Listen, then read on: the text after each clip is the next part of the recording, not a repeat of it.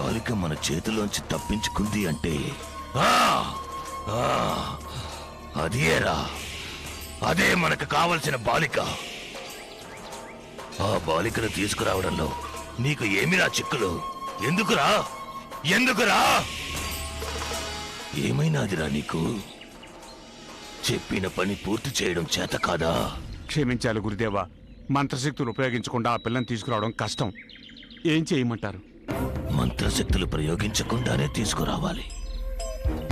ఆ నాగశక్తిని నేను ఓడించాలి అంటే ఆ బాలిక నాకు కావాలి. ఎట్టి పరిస్థితుల్లోనూ నాకు కావాలి. మీరు చెప్పినట్టుగానే ఎంతో ప్రయాసతో వేషం మార్చుకుని ఆటో డ్రైవర్గా వెళ్ళాను.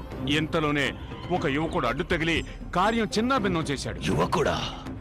అవును గురుదేవా, వాడు గాని అడ్డు తగలకుండా ఉంటే ఆ పిల్లని నేనే తీసుకొచ్చుండేవాణ్ణి. తప్పు నీది కాదురా. ఏది ఏమైనా నేను ఈసారి ఓడిపోను. ఇది నేను ఊహించింది.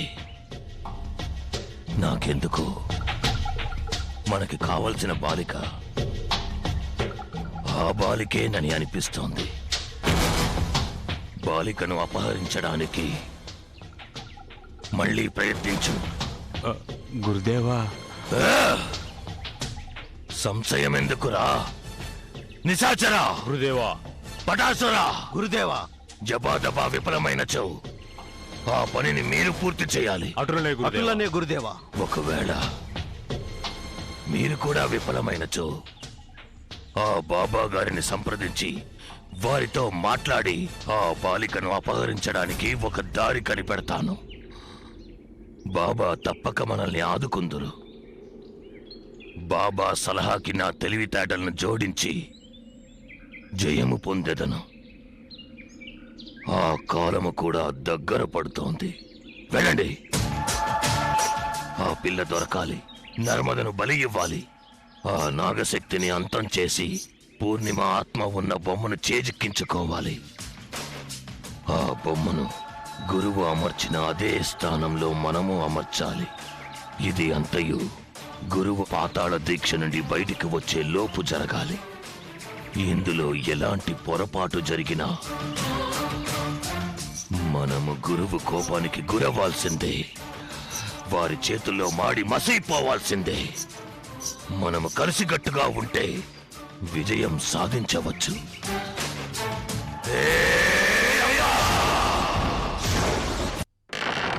అంతం కాదు, ఆరంభం.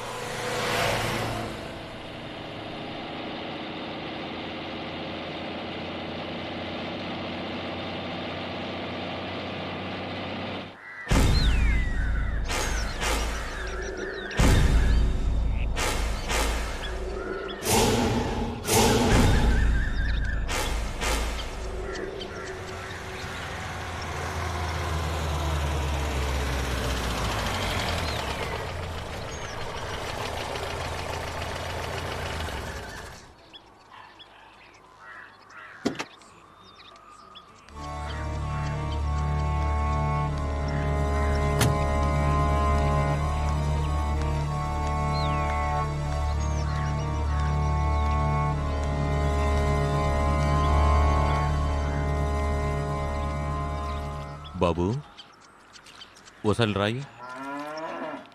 ఏంటండి? ఈ ప్రాంతంలో సోమయాజులు అనే గురువుగారు ఉండేవారు. వారి ఇల్లు ఎక్కడో తెలుసా నీకు? అది పాడుపడి చాలా ఏళ్ళు అయిపోయిందండి. అక్కడ ఎవరో ఉండరు. ఆ విషయం నాకు తెలుసు, కానీ నీకు ఆయన ఇల్లు ఎక్కడో తెలిస్తే చెప్పు. ఇలా తిన్నగా 4 కిలోమీటర్లు వెళ్ళిపోండి. ఆ తర్వాత కుడిచేదే తిరగండి.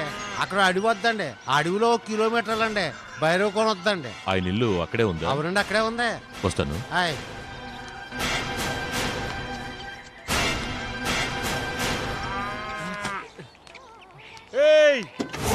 ఇంటికి వెళ్ళమాక, చచ్చిపోతావు. మీరు వెళ్ళండి.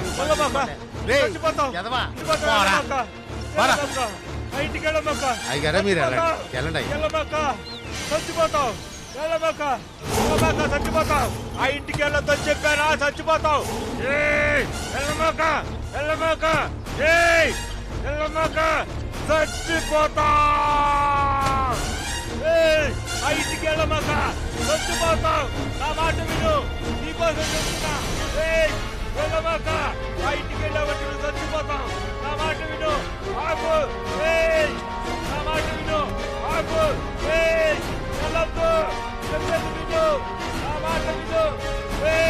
ఆగు. ఆ ఇంటికి వెళ్ళమాకు రా, చచ్చిపోతా. బాబు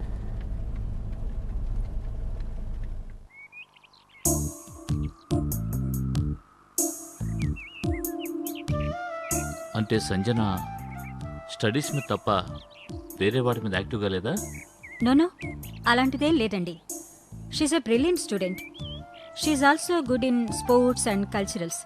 బట్ డిప్రెషన్కి మొదటి స్టేజ్లో ఉంది.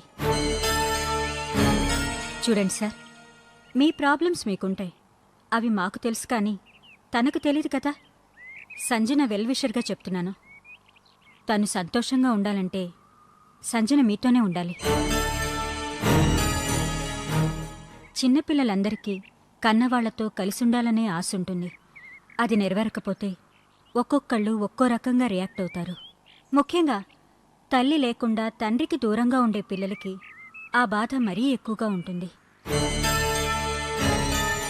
అవునండి, సంజన అయిన వాళ్ల ప్రేమ కోసం పరితపించిపోతోంది.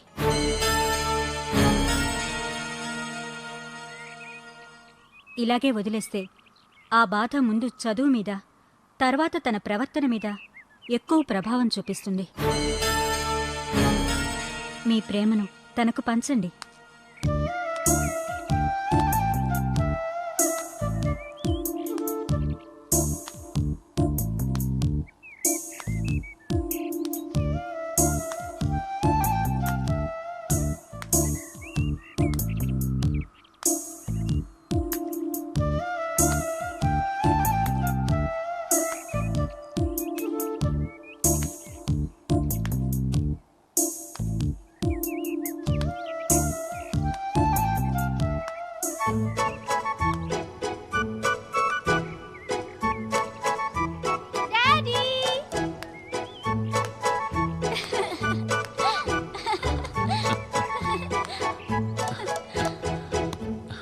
ఏంట్రా?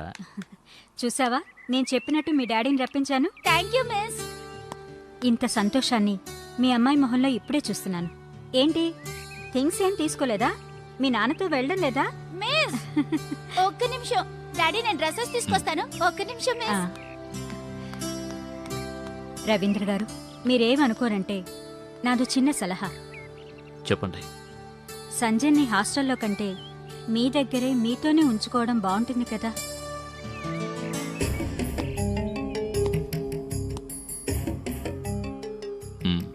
నిజమే, కానీ ప్రస్తుతం అది వీలు పడతాం. Okay, I think for an alternative. ఏదో ఒకటి త్వరగా చేస్తే మంచిదండి. She's very intelligent and active. తనెప్పుడూ సంతోషంగా ఉంటే చాలా బాగుంటుంది. I understood.